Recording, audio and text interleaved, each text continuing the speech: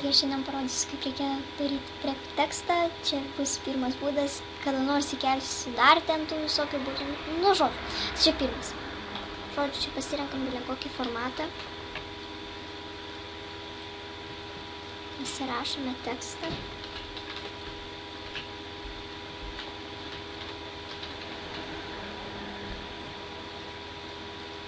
Matytųsi, pasidarom jau, gal stylą paspaudžiu. Tai dabar atsidarome spalvų schemą. Čia random. Dabar reikia pasidaryti, čia VIF rašom, kiek yra raidžių, tai pas man 9 raidės, o height visada rašom 1. Ok. Dabar prisiartinam, padarom, kad čia būtų 3200. Ir pasidarome iš tų gradientų, iš spalvos schemos gradientą.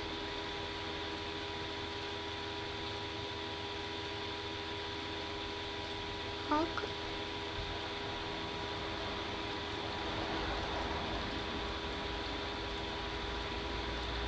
Ir dabar kiekvienai spalvai, kiekvienai raidai skirtinga spalva.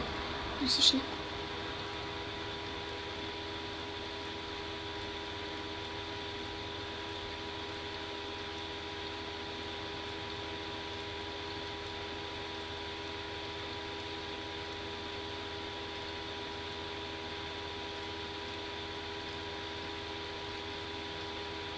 Nu, turim gradient text. Dabar čia šitus, spalvų schemą dar galima pasilikti. Taip pat gradientą šitą pasidarom new. Okay. Dabar duplicate-inam 2 kartus. Pirmą kopiją nuleidžiam ir antrą kopiją nuleidžiam. Originalas turi likti viršuje. Nu ką aš dirbu. Tekstą duplicate-inam ir originalas turi būti viršuje. O kopija antra pačioj.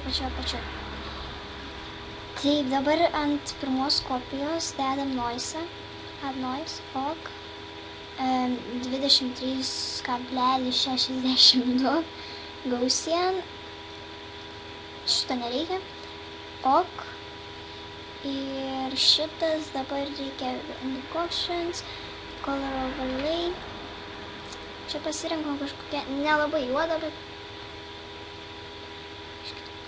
nu va tokia, kažko. Spaudžiam, o. Dabar pasirenkam šitą, nežinau, move tool. Ir su rodykliam, kurios yra jūsų klaviatūroje, žemyn nuleidžiam 2 kartus. Ir 3 kartus į dešinę. Va taip. Su antra kopija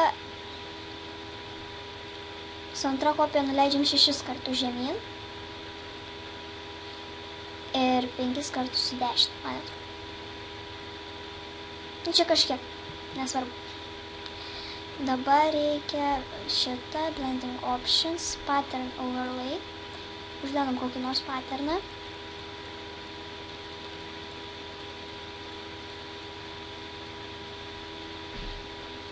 Nu, va šitą. Color burn ir padarom man 23%. Taip, 23. Kitaip bus negerai, žinokit. Būtinai 23% čia turi būti. Po to inner shadow, soft light, opacity 100, distance čia gerai, čia palauk, šitą dar. Nu, šito mums atrodo nereikia. O čia kas, šito irgi nereikia. Nu, galim padaryti daugiau kaip 5. Taip, ir dabar fill and emboss. Padarom, oi. Šitas turi būti 225, šitas 250. Softinam, va tai va. Ir viskas.